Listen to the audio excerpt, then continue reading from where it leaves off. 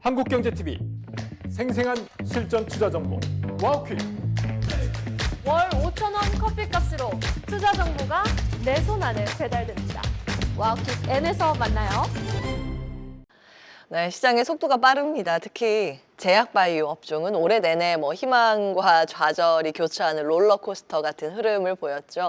연말로 들어서면서 금리 인하 기대감이 다시 살아나고 바이오 섹터가 조심스럽게 고개를 들기도 했었는데 연말 연초의 흐름 여전히 기대할 수 있을까요? 오늘 이분과 함께 제약바이오 포인트 짚어보겠습니다. 이지수 다올투자증권 연구원 나와 계십니다. 안녕하세요. 안녕하세요. 네. 지난달에 100페이지 넘는 또 인덱스 자료를 쓰셨더라고요. 저도 이제 쭉 보고 들어오긴 했는데 자, 본론에 들어가기에 앞서서 오늘 시장에서 많이 거론되는 종목이 있어서 알테오젠 이슈 짚고 넘어가려고 합니다. 이전 상장 안건이 이번에 임시주총에서 통과가 돼서 내년도에 이전 상장을 앞두고 있는 그런 상황입니다. 자, 시장의 영향력은 어떻게 보시는지, 그리고 또 한 가지가 독일에서 판매 금지 가처분 소식, 키투르다 SC와 관련된 부분인데 이런 부분들은 어떻게 분석을 하고 계세요? 일단은 코스피 이전 상장 관련해서는 이게 저희가 이제 안건이 이제 산정이 되고 이제 통과가 되고 나서 제가 알기로는 실제 이제 코스피 이전 상장까지 한 5에서 6개월 정도 소요되는 걸로 알고 있습니다. 그래서 추정하건대는 내년 중순 정도면 코스피 이전 상장이 가능하지 않을까라고 보고 있고요. 그리고 이전 상장이 하게 되면 아무래도 패시브 자금이 조금 모이면서 이제 수급단에서 좀 알테오젠 같은 경우는 주가 상승을 조금 기대해 볼 수 있을 것으로 보여지고 있고, 일단 독일 가처분 관련해서는 이제 독일이 이제 조금 특수하게 이제 가처분 인용을 좀 잘해주는 국가로 좀 알려져 있다고 합니다. 그래서 이제 기업하고도 이제 소통을 해본 결과 일단은 지금 머크에서는 이제 항소를 할 계획인 걸로 확인이 되고 있고, 그리고 지금 이제 유럽 비중이 이제 20% 이상 되지만 독일 판매 비중이 그렇게 높지는 않은 것으로 보여지거든요. 그래서 매출 비중이 한 자릿수 초중반 정도로 파악이 되고 있습니다. 그래서 일단은 요 가처분 때문에 이제 실적에 그렇게 큰 영향은 없을 걸로 보여지고, 지금 미국에서 저희가 이제 특허 무효 소송을 진행을 하고 있거든요. 그래서 그게 이제 6월 정도면은 이제 어느 정도 결론이 나올 것으로 보고 있습니다. 그래서 아마 그 결과가 제일 중요하지 않을까라고 보고 있고, 또 연초에 저희가 아스트라제네카랑 계약을 체결하고 지금 기술적 계약도 다른 기업들과 많이 논의를 하고 있거든요. 그래서 만약 이런 특허 문제가 계속 됐었더라면 이런 이제 라이선스 아웃도 추진하기 어려웠을 거라고 보고 있어서 저는 개인적으로 이게 그렇게 큰 영향은 없을 거로 일단은 보고 있는 상황입니다. 그래서 지금 단기 조정은 너무 불가피하지만 그래도 다시 주가 상승 기대해 볼 수 있지 않을까. 키투르다 SC 관련 특허 분쟁 이슈는 주가에 영향이 제한적일 것이라고 보셨고, 영향이 있긴 하지만 그렇게 크진 않을 거다. 단기 조정 가능성은 있지만 코스피 이전 상장 효과로 수급이 유입될 가능성에 조금 더 무게중심을 싣고 이후에 조정 이후에 다시 상승 가능성에 무게를 싣고 말씀을 주신 겁니다. 알테오젠 먼저 좀 체크를 해봤고요. 자, 본론으로 가겠습니다. 제약바이오. 자, 내년도에도 우리가 좀 집중을 해서 볼만한 섹터인가에 대해서 체크를 해봐야 될 텐데 올 한 해를 복귀해보면 비만 치료제 쪽이 굉장히 강했던 것 같아요. 플랫폼 제형이라든지 이런 것도 같이 주목을 받았고, 자, 올해 먼저 리뷰를 하고 내년도 이야기를 좀 이어갈까요? 올해 제약바이오 업황 자체는 좀 견조한 편이었는데요. 근데 미국의 관세라든지 약가 이제 규제 정책이 계속 나오면서 조금 투자 심리가 흔들리는 시기가 있던 것으로 보여집니다. 그래서 업종 전체가 이제 움직인다기보다는 기업별 이슈에 따라서 주가가 뚜렷하게 갈린 종목장의 흐름이 좀 강했다고 보고 있고요. 특히 기술 이전 기대감이 있었던 기업들은 이제 어느 정도 좀 강세를 보였고, 실제 이제 임상이나 이제 기술 이전 성과를 확인된 기업들은 이 변동성 속에서도 오히려 더 뚜렷한 상승세를 보였습니다. 그래서 ABL 바이오가 이제 BBB 셔틀 기술 이전으로 두각을 좀 나타냈고, 이제 올릭스가 siRNA 플랫폼 성과로 시장에 관심을 좀 많이 받았었고요. 이제 알테오젠 같은 경우는 ALT B4의 글로벌 확대 기대감으로 강세를 보였지만 이제 중간에 이런 이제 특허 소송 이슈로 조금 반기 변동성이 좀 커지기도 했던 것으로 확인이 됩니다. 그래서 또 하나의 하나의 큰 이벤트는 삼성 바이오로직스의 인적 분할인데요. 일단 CDMO 1위 기업이 이제 구조 변화가 좀 나타나면서 업종 내 밸류에이션 프레임과 수급을 흔들면서 이제 시장에 적지 않은 영향을 준 것으로 파악되고 있습니다.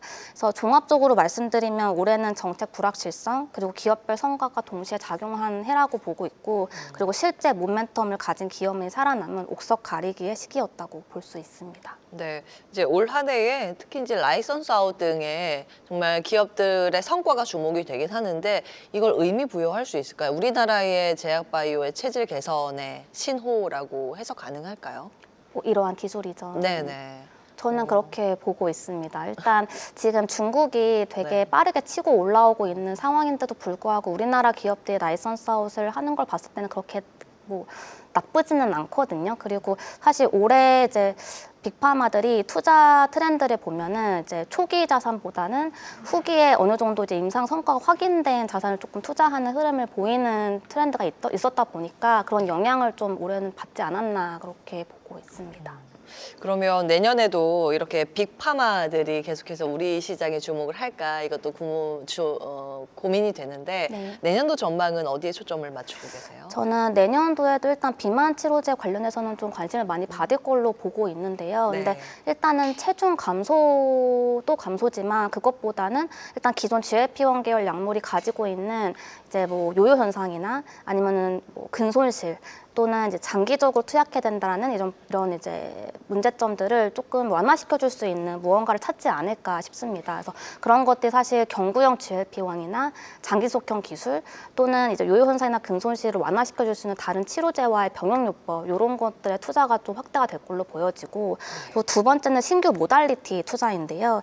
일단 항암에서도 ADC 내성 문제가 좀 많이 부각이 되고 있거든요. 그래서 그런 것들을 조금 저해줄 수 있는 페이로드 기술을 가지고 있는 기업들이라든지 아니면 RNA 치료제 같은 경우는 siRNA나 ASO뿐만 아니라 RNA 편집 또는 장기까지 좀 기술 그 RNA를 전달해줄 수 있는 전달체 기술을 가지고 있는 기업들이 좀 관심을 많이 받지 않을까 그렇게 보고 있습니다. 네, 이제 나이 들수록 근손실이 제일 무섭거든요. 네. 네, 말씀 주신 것처럼 GLP-1 계열의 비만 치료제들의 이제 가장 취약점이 근육이 빠진다라는 점. 이것도 계속 연구를 하고 있고요. 뭐 요요 현상이나 장기 투약이고 이제 먹기 쉽게 투약을 할 수 있는 네. 이제 경구용 쪽으로의 변환 이런 것들을 비만 치료제의 키워드로 말씀을 주셨습니다. 그럼 관련해서 볼만한 기업이 우리는 어떤 게 있을까요? 일단 아무래도 제가 저번에도 말씀드렸던 한미약품이 좀 손꼽힐 것 같은데요. 경구용 치료제 쪽 연구하고 있는. 경구용 치료제 같은 경우는 D&D 파마텍이 좀 관심을 많이 받을 걸로 보여집니다. 일단 원래는 올해 연말에 이제 메세라가 이제 초기 데이터를 발표할 예정이었는데 이제 화이자가 이제 인수를 함으로써 일단 요 결과 발표 시점은 조금 아직 확정이 되지 않은 상황이긴 한데요. 일단 내년에 어느 정도의 요 펩타이드 기반의 경구용 치료제에 대한 이제 성과를 좀 확인할 수 있지 않을까 그렇게 보고 있습니다. 그러면은 이제 D&D 파마텍이 경구용 쪽이고 네. 한미약품은 임상 단계가 굉장히 빨리 진행이 되는 국내 기업이잖아요. 네. 어떤 부분에 주목을 해야 될까요? 한미약품. 일단 저희가 이제 국산 비만 치료제 에페글라나타이드 같은 경우는 내년에 상업화를 좀 앞두고 있는 상황이고요. 그리고 메쉬 치료제 이제 글로벌리 관심을 많이 받고 있는 듀얼 트리플 아고니스트 같은 경우에도 임상 2비상 결과가 내년 순차적으로 발표될 걸로 예상이 되고 있습니다. 네, 토픽 기업은 한미약품과 함께 리가켄바이오도 선호를 하시는데 리가켄바이오 쪽은 어디에 주목하세요? 아까 말씀드린 것처럼 지금 이제 ADC 내성 문제가 조금 많이 나타나고 있는데 리가켄바이오가 그 내성에서도 가장 문제가 되고 있는 페이로드 이 부분에 새로운 페이로드 기술을 가지고 있는 회사입니다. 페이로드가 뭐예요?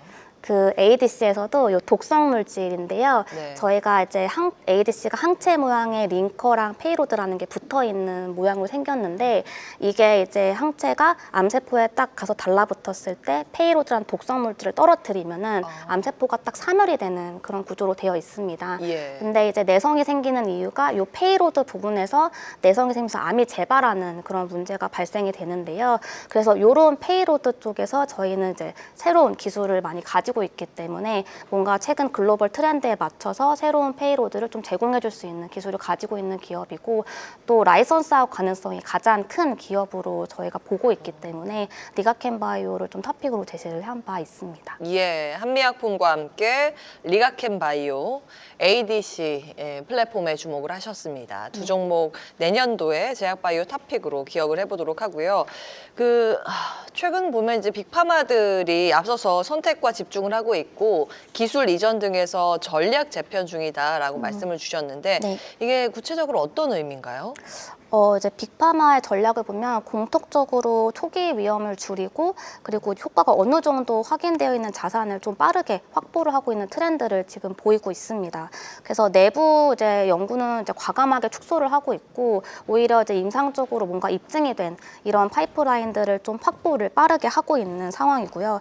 그래서 이제 그 화이자 같은 경우에도 자체 초기 파이프라인은 정리를 하고 그리고 임상이 이미 확인된 비마 포트폴리오를 가지고 있는 메세라를 통으로 인수를 했고 BMS 같은 경우에도 초기 면역 항암 파이프라인을 정리하고 후기 단계 자산이나 파트너링을 통해서 재편을 하고 있는 이런 흐름을 나타내고 있습니다. 네. 네. 계속해 주십시오. 네. 그리고 딜 방식도 조금 달라지고 있는데 이제 초기 자산은 뉴코나 카브아웃처럼 이제 외부에서 임상을 진행을 하고 성공하면 다시 인수하는 이런 방식도 이제 확산을 하고 있는 상황이고 또 규제 리스크가 커지면서 이제 그 업프론트 계약금을 조금 주고 이제 임상 성과나 아니면 상업화 이런 성과에 따라서 마이손을 많이 주는 이런 방식으로 조금 바뀌고 있는 상황입니다. 지금 규제 리스크가 미국 쪽에 좀 있나요? 여전히 조금 남아있는 상황입니다. 어느 정도로 진행이 되고 있어요? 일단은 관세 같은 경우에는 국가별로 조금 영향이 조금 줄어들고 있는 상태이긴 하지만 네. 이제 약가 이제 인하라든지 또 저희가 IRA 약가 협상 같은 거는 매년 초 진행을 하게 되거든요. 그래서 그런 것들이 있고 또 MFN 모델 도입 같은 경우도 아직까지 조금 완전히 100% 사라진 건 아니기 때문에 불확실성은 조금 남아 있는 상태로 보고 있습니다. 예. 자, 이제 변수입니다. 네. 미국의 이제 제약 업계의 리스크를 어떻게 규제를 하는지 좀 그런 것들을 확인을 해볼 필요는 있겠고요. 시간이 벌써 이렇게 갔네요. 한 2분 정도밖에 안 남았는데 궁금한 게 많은데 어떻게 해야 될까? 내년도 일단 전반적인 제약바이오 투자 팁을 좀 주신다면. 일단은 내년도 투자 전략 같은 경우는 제 보고서 제목처럼 새롭거나 확실하거나로 정리할 수 있을 것 같은데요. 일단 확실한 기업 같은 경우는 이제 후기 임상 단계 자산을 가지고 있는 기업들인데 이제 한미약품처럼 메시나 비만 치료제 후기 임상 자산을 가지고 있는 기업이거나 아니면은 티슈진처럼 이제 내년에 골관절염 미국 임상 3상 결과 발표를 앞두고 있는 기업들이 조금 관심을 많이 받을 걸로 전망이 되고 또 서두에 계속 말씀드렸던 플랫폼 기업들도 계속 어느 정도 관심을 받을 수 있지 않을까 그렇게 보고 있습니다.